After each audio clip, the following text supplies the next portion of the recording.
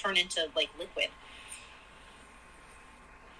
But then again, they said that the house smelled bad and there was garbage everywhere, so maybe that's how he got away with it for so long, and his family just didn't notice. Like, they went nose blind kind of thing. Yeah. So early the next morning, investigators and the forensics teams, they enter the house at 99 Fulton wearing sterile suits and anti-putrefaction masks. So these are basically just those gas mask looking things.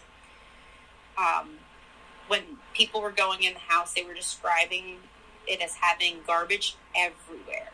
Floors, furniture, sinks, and closets were just filled with garbage. And as the day went on, they began to discover the deceased, and they brought them out one by one. They were all in different phases of decomposition, because some of them there were more than a year, and some were freshly there. But over the period of 5 days, all 8 bodies were discovered and removed from the home. So on the 4th, they charged Francois with murder of Katina Newmasters because they were able to find her body. Also, while they're still searching through things, they had to bring in specialized X-ray devices so that they could actually, like, X-ray the walls and the floors and stuff like that to make sure they were getting all of the body parts. Ugh. I mean, this place was a mess. So, I mean, it took a really long time to go through this, because even the garbage, I mean, that could have forensic evidence. And none of his family was involved in that? No, there were no charges or anything that ever came of them. And I'm sorry, you know, I go nose blind too, but, like, when I leave for work and I come back, I know that the rats smell, or the cat's box needs to be changed. You know what I mean? It's like, how could they not know? I don't know. I don't know if you've ever smelled it, but if you smell a decomposing body, it's a smell you will never forget. It's awful. It's like, I went through mortuary school, and the first one I ever encountered that was, like, bad. That smell, I can, like, right now I can smell it. Now, Frank said they used to put Vicks under their nose when they had a call for a body. Some people on the job, and he said it worked, but I don't like the way Vicks makes my nose feel, because it, like, gives you that cold feeling. Like, I'd rather have a cold feeling in my nose than a dead feeling in my nose. I don't know, but you can still smell the Vicks and the dead people. So then you gotta, like, yeah. So I personally didn't do the Vicks, but I don't know. Sometimes they do, sometimes they don't. I have a personal story I'll share with you guys one day. That was kind of, it was horrific, but one of the cops was puking and stuff, so it was funny. So on October 13th, 1998, Francois was formally charged with 8 counts of first-degree murder and 1 count of attempted assault. So the lady that got away, who was actually freaking strangled, that was just an attempted assault. Like, are you freaking kidding me, man? So I call bullshit on that one. But in New York, he was actually charged as a serial killer. Is he still alive? No. But, so in New York state law, murder in the first degree includes serial murder as defined in the subdivision 11 or PL 125.27 of the penal law that states defendant intentionally caused the death of 2 or more additional persons within the state in separate criminal transactions within a period of 24 months when committed in a similar fashion pursuant to a common scheme or plan. All right. Well, that sounds about right. Right. Go to New York. I mean, that's cool.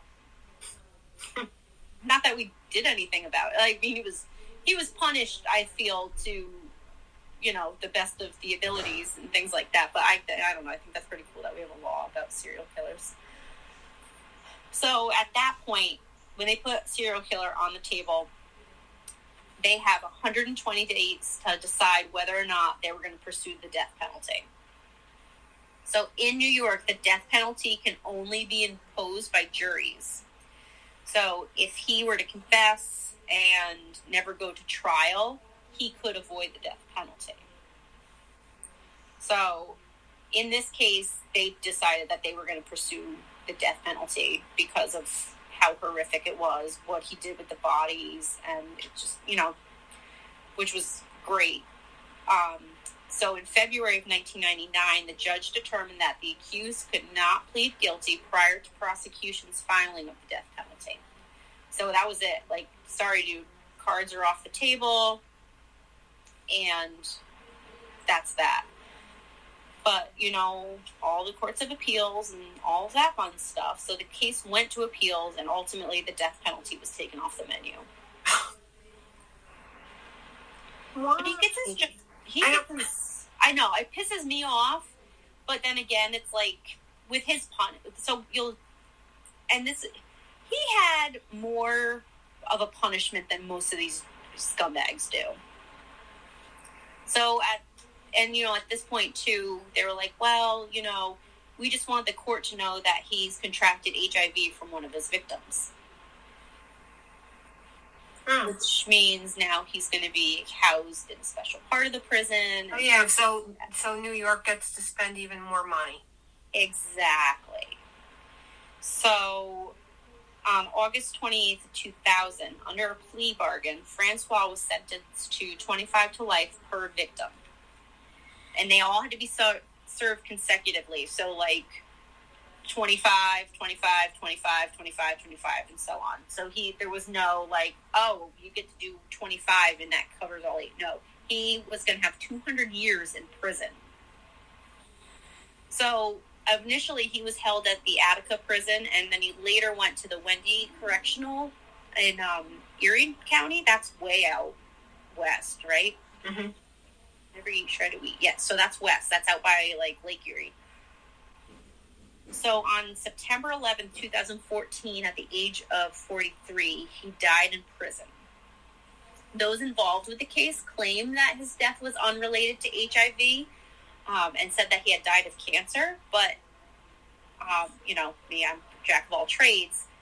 That there are specific cancers that happen when you do have HIV.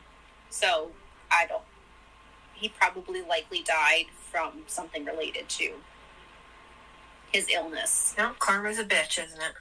It is. But, I'm glad he had 14 years in jail. Plus the time he had been sitting there waiting for his trial. So they arrested him in September 3rd, he was arrested. So from 98 to 2014, his ass sat in jail. So did they ever say why they took the death penalty off the table? It was basically because they were like, look, he's willing to plead guilty, and now he's got HIV. But I'm like, well, that doesn't matter. Yeah. It shouldn't matter, if you're sick or anything, or if you're being cooperative. That should be a moot point. Well, and that's my thing. So actually today there was a podcast I was listening to, Small Town Murder. I love those guys. And the guy who ended up killing this 19-year-old boy in prison, which this is very sore subject for me. He got his bachelor's degree while he was in prison and this and that. This fucker ended up having a business and earning money while he's fucking sitting in prison. That's bullcrap. Yeah. But I mean, you had to pay for your own college, and you were an upstanding citizen. Frank and I paid for Lauren's 4 years of schooling because we're upstanding citizens. But if you commit a crime, you go to prison, you get your college paid for free. There's something wrong here. Right. So, fortunately, in this case, he didn't use the system. I guess he was a pretty good inmate, but who's going to fuck with a 6'4", 250-pound black dude? Yeah. So that was another interesting thing about this case. I know we discussed it back when we did the Grim Sleeper, that it's very, statistically strange because most serial killers are white men. So I thought it was interesting that I had found another black male that was There really isn't a lot of black male serial killers out there. No, and he had to be under, because they usually say they start early too, because remember the Grim Sleeper had started later in life. Yeah. But I'm going to try to get some more info, and maybe we can do an update to this case, because I really want to learn about the Hawaiian serial killer that was never caught. Honestly, what is there for you to be so angry about? You're living in paradise. Right. And look they're just trying to earn a living. You know how much a gallon of milk is in Hawaii? I don't know. It's probably like it is in Alaska. It's like probably 3 times what it is here. Exactly. And like a loaf of bread? No. So, yeah, they were all just doing what they had to do to get by. So leave them alone, and they don't need some big dumbass. Yeah, stay in your lane. Right? And then the one lady said he was a regular. So I'm kind of like, okay, so how many people escaped his grasps? When you think about it, because this was 2 years, and he killed 8 people. What was so special about them that he felt the need that these are the ones that I have to strangle? It would have been kind of interesting to be able to have had like a sit-down interview with him. What makes him tick? Right. Because, I mean, there had to have been people in between there that got away, if this lady's calling him a regular. Yeah. And so, why is it this time he chooses to try to strangle her and not all the other times? If, in fact, he's a regular. But exactly. And like I said, the victim profiles were all pretty much the same. They were just little, skinny chicks with dark hair. Did they say who covered this? Who handled this? Was it the Poughkeepsie Town Police, or was it Dutchess County Sheriffs, or ultimately police, or? I think it was the state police, but there were so many detectives' names that I didn't want to add them all in here, because I get it. It'd be like 15 minutes going through that. But they did have, so the state police, the FBI were involved, Dutchess County Sheriffs, the Poughkeepsie Town Police, everybody, everybody pitched in, because this was such a big thing. So the day it started happening, the media just flocked to the house. Yeah. And the neighbors. So, there was a big police presence just to keep people back and away from the house. And we're talking, this must have taken a couple of weeks to get through all of that evidence and things like that. And then they had, even when they weren't working, they had to have the house protected because it's still a crime scene. But it was interesting. I tried to find out whether or not the family went back, but there's really no information on it. Like, you find out all about his death and things like that, but it wasn't like, oh yeah, the family moved back in, or the house was destroyed. So that's another thing I would love to find more information on. My money's on the house was destroyed. Me too, because there probably was so much structural damage. Because if you've ever watched Hoarders, when they move all that crap out of there, sometimes the floors have holes in them, and with decomposing bodies and stuff like that, in my personal experience with that, they've had to take up floor and things like that. So that also messes with the structural integrity. So they probably did just level the house.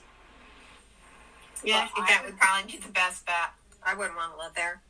No, and that ground's cursed too. Yeah. At least it would be because my house would be haunting. Yeah. That's sad. There's so many bad people out there, and it seems like we're concentrating on these serial killers and not the victims, Right, and that's why I liked to go into, there was a big story about one of the moms of the victims did show up and was there when they brought out her daughter, which was really sad. But, and all the families knew basically that they were gone, but they wanted that closure. And the thing is, nobody knows, so, don't be judgy. Nobody knows what's going on in someone else's life and why they're hooking on the street. Right. You don't know. These are people. And they're not even numbers. They're not just a piece of furniture. These are human beings. Right. And we don't even know that all of them were sex workers. They just said that many had been arrested for prostitution.